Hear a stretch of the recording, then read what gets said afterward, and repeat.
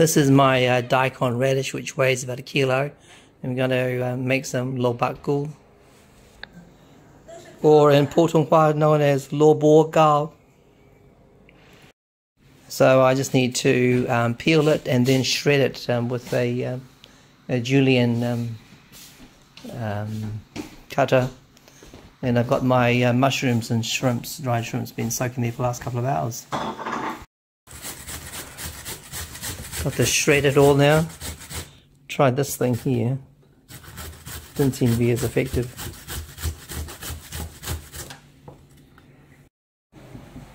Not very pretty, but it's all done. Now to dice up the forest mushrooms, or the shiitake, and also the dried shrimps. So I'm just dicing up as much as I can the dried mushrooms, first slicing them, or the forest mushrooms or shiitake. I've got a couple of tablespoons of shrimps that I've rehydrated. I'm going to chop those up next. Got a couple of Chinese sausages or lap chou that I'm going to dice up, just slicing it first. So sausages all diced up, so now I'm just going to saute that a little bit, and let, not too high heat, just let the fat come out so I can use the fat for the other ingredients, including the shrimps and mushrooms. So I've got my wok on not particularly high gas, and I'm just going to put the sausage in, and hopefully it won't burn. It can easily burn if it's too high the heat. Just grab some. Yeah, it's sizzling slightly. Wow, look at all the fat that's coming out of this sausage.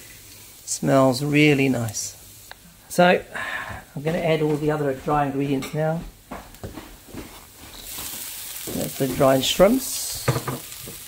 And I've got a few more here. And the mushrooms. So all that pork fat is going to cook all this.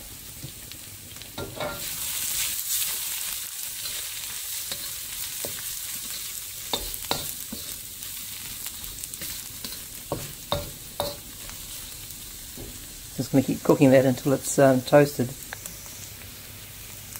So it's looking pretty good now. Most of the oil has disappeared, absorbed by all the other ingredients, and it's just slightly sizzling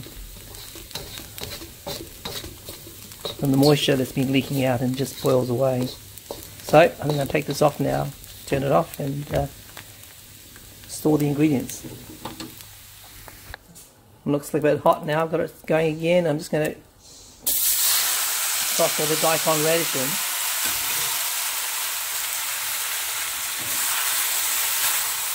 And I have a lot.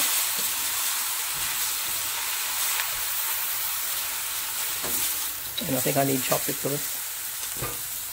And now I'm just going to add back most of this soaking water that I used.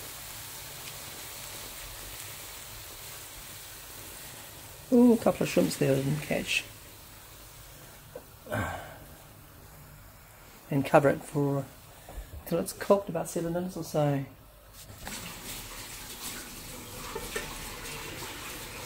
Come back in 7 minutes. So I've drained all the Daikon. I'm going to keep the water, and I'm going to put the Daikon back into the fry pan and mix it up with all the dry ingredients that I roasted.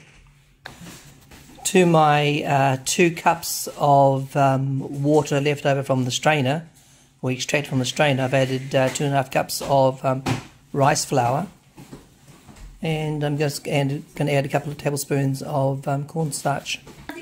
I've added a teaspoon of sugar, a teaspoon of salt, a fair bit of, well, some white pepper, and now I'm going to add it all into the mix of the Daikon. And I've just added 3 tablespoons of avocado oil, and then I'm going to mix it all in. So this is the mixture. And I just make sure that everything is coated in this batter. Well, let me put this camera down and keep doing it. You can see it's still a bit runny.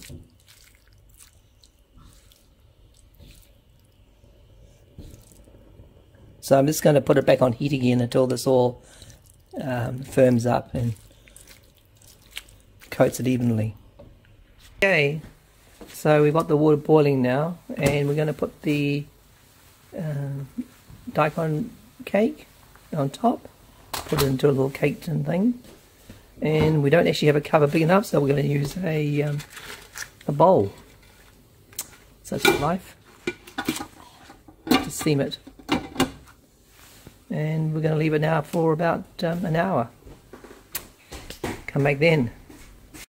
It's been cooked for about 1 hour 40 minutes, and it's reading 86 degrees Celsius. That's probably cooked by now. Hope so anyway. Gonna leave it now to cool down. Just took it out of the cake tin, whatever it was, and wasn't that long. I didn't leave it that long to cool down, but since it was a non-stick cake tin, it managed to invert and came out quite nicely. Just have to slice up and fry up and see if it tastes okay. Time for a bit of a fry up.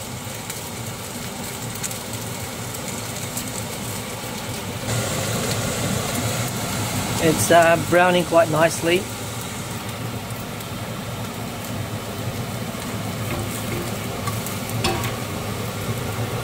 Yeah, it's looking good, and it's tasting excellent.